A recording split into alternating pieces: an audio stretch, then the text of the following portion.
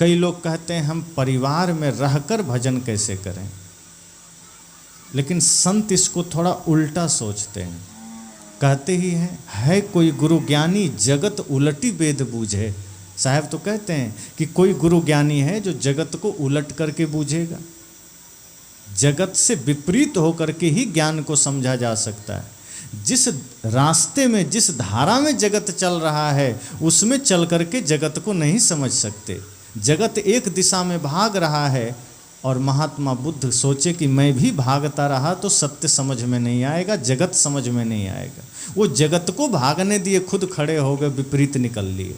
और जब वो विपरीत हो गए, जब वो जगत से अपने को उलट कर लिए, तो जगत उनके पीछे हो लिया कि नहीं, इसमें जरूर कुछ बात है, इसने सत्य को पाया है। जगत भाग रहा है, सदगुरु कबीर ने सोचा मैं भी इसके पीछे भागते रहा तो सत्य से अनजान रहूँगा। वो खड़े हो गए और मुड़ गए, और जैसे ही मुड़े जगत उनके पीछे हो लिया। तो संसार में रह करके भजन नहीं हो सकता, ये भी बात सत्य है। तो लोग तो हड़बड़ा गए जब संत ने कहा कि संसार में रह के भजन हो ही नहीं सकता, तो आदमी हड़बड़ा गया कि तब कैसे होगा, हम तो संसार में रह के भजन करना चाहते हैं। तब संत ने कहा बस इतना सा करो, भजन में रह करके संसार को चलाओ। संसार में रह करके भजन नहीं, भजन में ही अपने को उतार लीजिए, सत्संग में ही अपने को उतार लीजिए। अर्थात मनसा वाचा कर्मणा इतने निर्मल हो जाइए कि झाड़ू लगाइए तो भी सत्संग है, भैंस चराइए तो भी सत्संग है, बाजार जाइए तो भी सत्संग है, भोजन बनाइए तो भी सत्संग है। अलग से सत्संग के लिए समय ना निकालना पड़े, ऐसा जीवन को बना लीजिए। ये ना सोचना पड़े कि अब मैं ध्यान करने जा रहा हूँ, अब मैं सत्संग करने जा रहा हूँ। ऐसा सोचना अगर हो पा रहा है तो फिर इसका अर्थ ये हो जाएगा कि बाकी समय क्या कर रहे थे। सदगुरु कबीर की नज़रों में जो कुछ करो सो पूजा, कि जो कुछ भी हम करेंगे वो पूजा है। तो फिर सत्संग के अलावा हम क्या कर रहे थे? इसका मतलब हम कहीं ना कहीं दुकान पर झूठ बोल रहे थे, कहीं ना कहीं माता पिता के साथ हम अभद्र व्यवहार कर रहे थे, कहीं ना कहीं भाई के साथ विवाद कर रहे थे, कहीं ना कहीं सास बहू में झगड़े हो रहे थे, पड़ोसी से झगड़े हो रहे थे। साहब कहते हैं इसी झगड़े को तो मिटाना है, और जब इस झगड़े को मिटा लिया तो 24 घंटे सत्संग है। अंगुलीमाल और महात्मा बुद्ध के बीच सत्संग हुआ था कि नहीं? वहाँ कोई पंडाल था, कोई माइक थी, कोई श्रोता थे? 10 से 20 मिनट ही सत्संग हुआ होगा और अंगुलीमाल बदल करके भिक्षुक बन गया। नारद या सप्तऋषि और रत्नाकर के बीच भी आधा 1 घंटे का सत्संग हुआ। न माइक थी, न पंडाल था, न दर्शक थे, सत्संग हुआ। रत्नाकर का जीवन बदल करके वाल्मीकि समान हो गया। यही तो साहब कहते हैं कि सत्संग इस कदर होना चाहिए कि जीवन बदल जाए। सत्संग ऐसा हो कि जीवन सत्संगमय हो जाए। आप घर में रहें या बाजार में रहें, खेत में रहें या खलिहान में रहें, भीतर सत्संग ही होना चाहिए।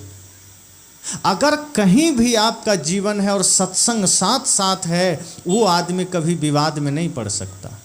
जिसके हृदय में सत्संग 24 घंटे है, वो कभी विवाद नहीं कर सकता, वो कभी झूठ नहीं बोल सकता, वो कभी पाप नहीं कर सकता, वो कभी नशा दुर्व्यसन नहीं कर सकता। अगर कोई नशा करता है, कोई दुर्व्यसन करता है, मतलब उस वक्त उसके हृदय में धर्म नहीं है, उस वक्त उसके हृदय में सत्य नहीं है, सत्संग नहीं है। जैसे ही हम सत्संग को बाहर करते हैं, हमसे भूल होना शुरू हो जाती है। जैसे ही हम ज्ञान को अपने से अलग करते हैं, हमसे त्रुटि होना शुरू हो जाता है। जैसे कोई शराब पी लेता है, अब वो माला भी पहना है और शराब पी लिया, आप क्या कहेंगे? तुम माला पहन के शराब पिया। और शराब पीता है आदमी तो होश में नहीं रहता, वो बेहोश हो जाता है। फिर कहाँ किस नाली में गिरा मिलेगा आपको पता बाद में चलेगा। सुबह रात में वो कहाँ किस नाली में गिरा है, जब नशा उतरती है तब पता चलता है। तो आम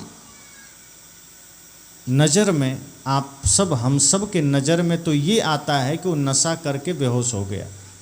लेकिन सदगुरु कबीर की भाषा में कहें तो बेहोश पहले हुआ है, तभी नशा किया है। अगर वो होश में होता तो नशा कर ही नहीं सकता। अगर वो जागृत अवस्था में होगा, होश में होगा, तो गलत चीज को छू ही नहीं सकता है। नशा करने के लिए, झूठ बोलने के लिए, गलत काम करने के लिए, छल करने के लिए बेहोशी आवश्यक है। जो व्यक्ति होश में जिएगा वो गलत के बारे में सोच नहीं सकता, उसके मन में भी गलत नहीं आएगा। इसलिए साहब कहते हैं सत्संग 2 घंटे नहीं, सत्संग तो 24 घंटे होना चाहिए। सत्संग में रह करके आप संसार में रहें तो कोई भूल नहीं होगी। तब सदगुरु कबीर का वो वचन कि सब घट मेरो साइयाँ सुनी सेज न कोय, बलिहारी हुआ घट की जागट प्रगट होए। कि जब सब घट मेरा ही साईं बैठा है, सब घट में मेरा ही परमात्मा बैठा है, तो झूठ किससे बोलेंगे। जब पता चल जाए जिससे हम छल करने जा रहे हैं, जिससे लड़ने जा रहे हैं, पता चल जाए कि उसके भीतर भी परमात्मा ही बैठा है, तो झगड़ा होगा। पता चल जाए जिस बकरी को काटने जा रहे हैं उसमें भी भगवान बैठा है, तो गर्दन काट पाएंगे। लेकिन दुर्गा पूजा के दिन कितना बकरा कटा होगा, कितनी बकरियां कटी होगी, और कौन लोग काटे। दुर्गा पूजा के दिन जो अपने को हिंदू कहते हैं वही तो काटे, कोई मुसलमान तो नहीं काटा। अब अपने को हिंदू कहने वाले लोग भी अगर हत्या करने लगे, वो भी माता दुर्गा के नाम पर, तो सोचिए वो हिंदू है। वो पहले का सब राक्षस है जो मर के हिंदू बना है। अगर कोई जीव हत्या करता है, कोई नशा करता है, नशा तो एक बार क्षम्य भी हो सकता है, लेकिन जीव की हत्या कभी क्षम्य नहीं है। हमारे कोई शास्त्र इसका समर्थन नहीं करता। और सदगुरु कबीर तो कहते ही हैं, जीव मति मारो बापुरा सबका एक ही प्राण, हत्या कबहू न छूटी है जो कोटि न सुनो पुराण। अब जो अपने आप को हिंदू कहते हैं वो कहते हैं गौ हत्या बंद हो, और वो आदमी बकरी काट के खा रहा है। वो कहता है गौ हत्या बंद हो और मछली दोनों टाइम खा रहा है।